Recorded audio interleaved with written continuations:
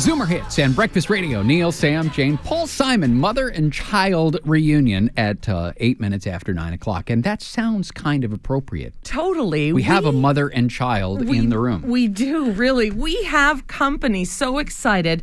The stars of Dear Evan Hansen, Robert Markus, and Jess Sherman. Now, we play a mother and son in the production. Obviously, you figured out which by now is which. I got to tell you, the three of us saw the show last week, and two of us walked in having no knowledge whatsoever of what Dear Evan Hansen was about. And it was pretty clear from what was going on in the room, this show is a phenomenon. Is it at all, as actors, intimidating to take that mantle? Oh, it's intimidating, but it's so much fun. It's like the show is so well written and the music is so superb that when you hear that Mirvish is producing the show, you're like, how do I get involved? And how fast can I get on board for this? Yeah. And each part is so beautifully complex, like whether musically or through the script or through the story. So it's one of those projects that you're jumping on, and I feel particularly honored to be part of. Jess, I know the answer to this because I've seen it, but what is it about this production that connects all of us, regardless of our age or our gender? I think, first of all, I think the characters are so well written. They're so complex. They're such real humans that you can't help but see yourself, your friends, your family, your neighbors. Everybody is represented in this in terms of their human nature. And I think there's a really strong underlying message of how flawed people are and how that's okay to be flawed. It's okay to be hurting. It's okay to let that out and let that be seen. And I think that's something that really resonates with everybody because nobody walks around thinking they're perfect all the time. And if they do, that's your flaw. Yeah, I kind of do.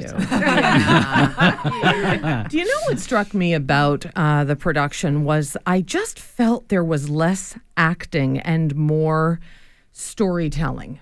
You know, it was just, I think it's because we all related to the characters. And moreover, it's because all of you were so emotional. It was almost like the audience disappeared, that it didn't matter if we were there or not, that you as Evan were just who you were. And so without giving away too much, you emote. You've got lots of crying going on, and you are a very complicated character. And I just thought you did it beautifully. Oh, thank you very much. Mm-hmm.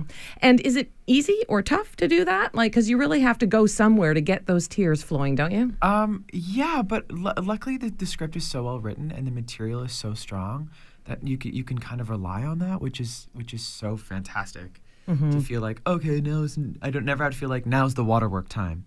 It's just like, okay, this is my impulse and this is what I feel like is emotionally connected to the story and emotionally connected to the music.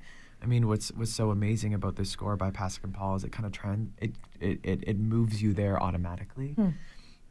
So it's a huge challenge, but also it's one of those challenges that as an actor you're just like, I can't wait to do the show today. Well, and the lineup of people waiting to play Evan Hansen in particular is long, right? To the point where I'm hearing that there's. Do you know anything about, or can you tell me about Evan School? Do you know? Apparently, that's a thing. Yeah. So I think because the show is such a large demand, and they have to have covers and standbys for this role because it's a bit of a gauntlet. You're on stage for 2 hours and 40 minutes, and you're there for that 2 hours and 40 minutes. So I think the production team wants to make sure that their Evans are healthy and well taken care of, and that these people going into these roles are well looked after and are ready to take on the challenge. Jessica, a big part of this show is about teenagers, high school students, and the way they live, the way they communicate. Since you're closer to my age than Robert is, what do you think is different about the way that teenagers these days communicate compared with when we were young? Oh, I am in awe of anybody that survives high school now. I mean, emotionally, I'm so grateful I didn't have any of those when I was growing up because I would have been. I think there's a lot of times when it would have been very difficult for me, as I see in this play. Like it's a difficult thing to relate to each other, to feel that every mistake you made can be broadcast to the world, and to come back and have that security of your actual friends and your actual family and your actual self behind all of that. I think it's a really difficult time that we, as the ones growing up with the technology, but also the ones who grew up without it, I think it is also on us to help navigate with that and to understand those issues. And that's one of the reasons I think this show is particularly good, or speaks to an older generation as well, is it's a really good insight into what is actually going on. It's a very realistic, and I think that's really helpful. Opening night, let's go back to last week, because the next day you got a whole bunch of really amazing reviews. I think the Star gave you guys 4 out of 4. It's just fantastic and so rare to see. Was the audience loaded with family and friends? Did you have people there, and what was their reaction post-show to you? Yeah, I was very grateful to have a lot of family and friends there, and, Cool. it's also it's an overwhelming experience, because so much of the show is about family, and it's about how these families connect, and to have your family there it was particularly emotionally overwhelming for me, for sure. Same. I mean, my parents, I studied in England, and then I stayed in England for many years, so my parents didn't get to see everything that I did there. And for them, for this to be one of the things that they actually can come and watch is just, it's a huge accomplishment for us all. You sort of go, yay, like we all kind of, this was worth it. Well, we got here. It's interesting, too, because so much about this show gets to people before the show itself does. I'll tell you, because I know this, my 14-year-old is watching us right now on zoomerradio.ca in Connecticut.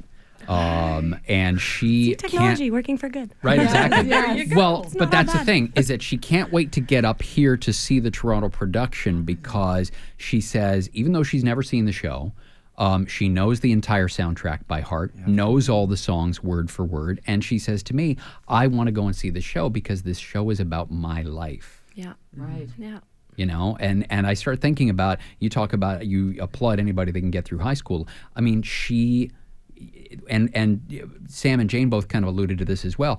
No matter who you are, no matter where you are in your life, you know somebody that's up on that stage. And for her, she knows everybody that's up on that stage. And I start thinking about how different it is for it to be 14 now versus being 14 when I was a kid.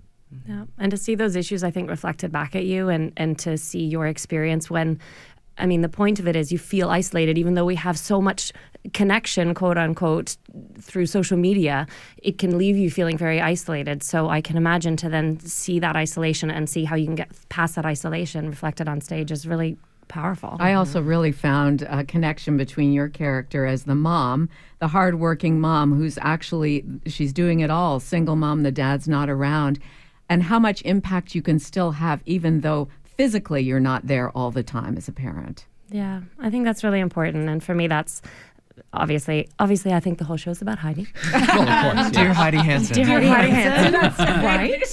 Sincerely. That's a good plug.